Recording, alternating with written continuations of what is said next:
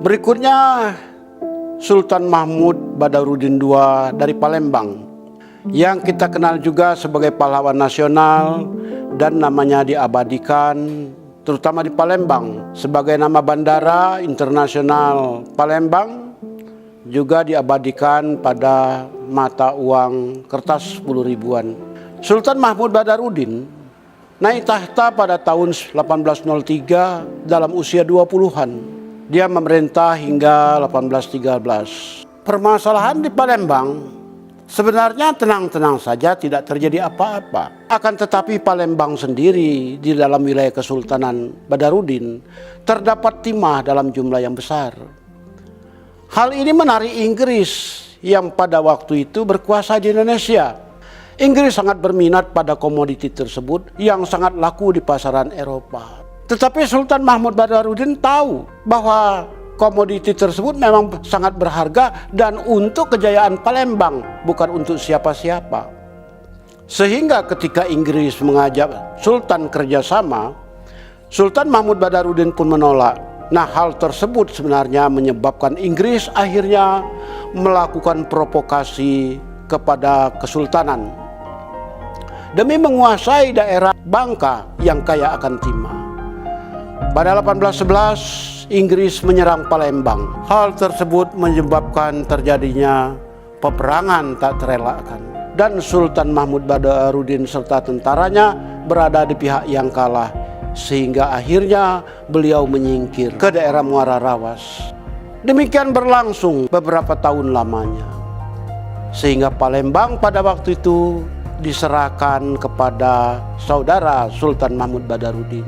Di sini kita melihat adanya pergantian tahta yang dilakukan oleh Inggris tanpa persetujuan dari istana. Ketika situasi politik di Eropa berubah, Napoleon kalah dan diasingkan ke Pulau Saint Helena.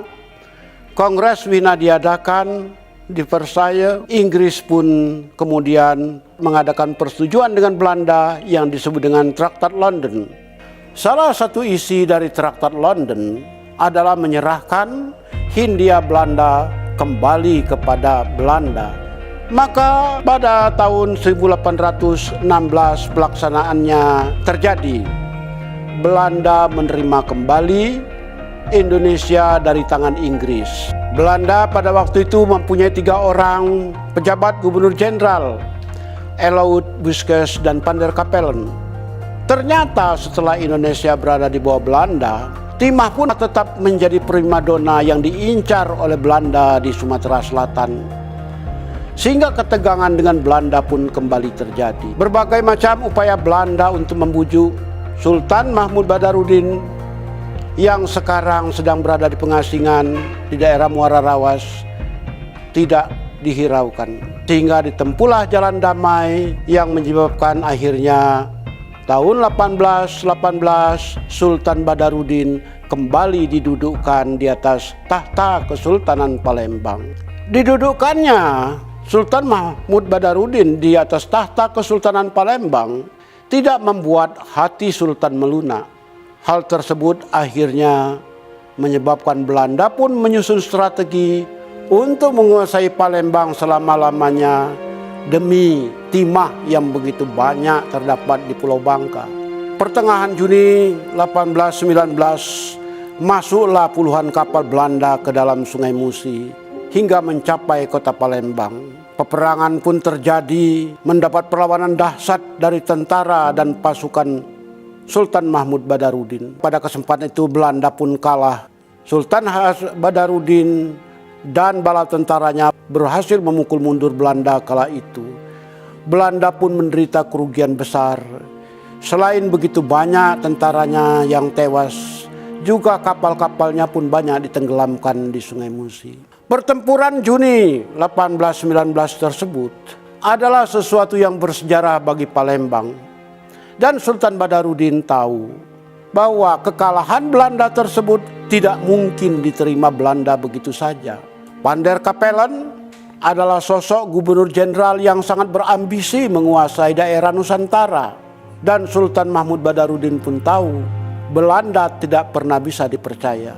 Sebaliknya Belanda pun juga mengatakan bahwa orang-orang Melayu, raja-raja Melayu adalah orang-orang yang tidak bisa dipercaya. Kedua belah pihak saling mencurigai dan Sultan Mahmud Badarudin menantikan pembalasan dari Belanda akan datang.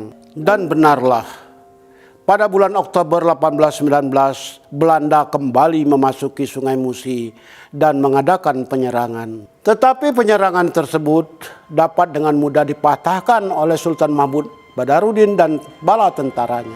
Sehingga pada saat itu Belanda kembali ke Batavia. Pertempuran pada bulan Oktober 1819 hanya berlangsung 1 hari saja. Akan tetapi bagi Belanda, hal itu sudah cukup untuk menjajal kekuatan dan untuk mengetahui bahwa ternyata pertahanan Sultan Mahmud Badarudin tak dapat dianggap enteng. Hal tersebut membuat Belanda pun bersiap-siap untuk mengadakan serangan kembali.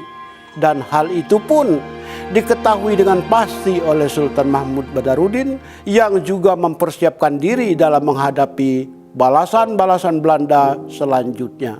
Dan memang itulah yang terjadi. 16 Mei 1821, puluhan kapal Belanda pun kembali memasuki Sungai Musi untuk menghancurkan kota Palembang. Pertempuran terjadi dengan dahsyatnya.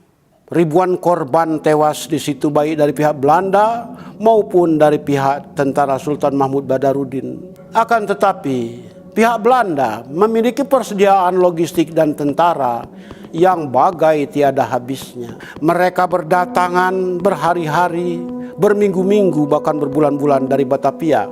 Sehingga pertempuran tersebut berlangsung sangat alot hingga pada tanggal 25 Juni 1821 Palembang pun jatuh ke tangan Belanda. Belanda kini duduk di atas puing-puing kota Palembang yang telah hancur. Bendera merah putih biru berkibar dengan gagahnya di benteng Sultan Mahmud Badarudin. Sementara sang sultan sendiri menjadi tawanan. 1 Juli 1821 adalah hari yang dikenang sebagai hari kekalahan, hari kehancuran, hari tamatnya Kesultanan Palembang. 13 hari kemudian, tanggal 13 Juli, Sultan Mahmud Badarudin II dan keluarganya naik ke kapal Belanda untuk menjalani pembuangan di Batavia.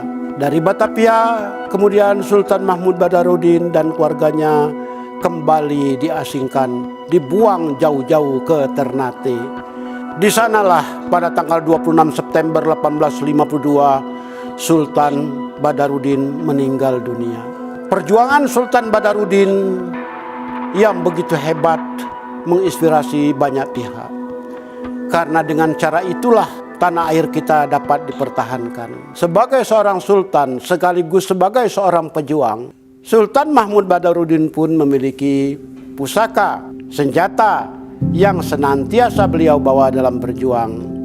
Pusaka tersebut berupa sebilah keris yang kita lihat berada di belakang saya. Keris ini adalah keris sengkelat 13 dan dia mempunyai pamor, brojol sebagaimana banyak keris yang terdapat di Jawa. Kemudian dapurnya juga adalah dapur kembang kacang. Tangguhnya adalah Madura, dibuat di Madura oleh Empu Sugianto. Keris ini tidak pernah digunakan untuk membunuh, hanya lambang kesatria bahwa Sultan Mahmud Badarudin benarlah seorang kesatria dan layak mendapat gelar pahlawan nasional.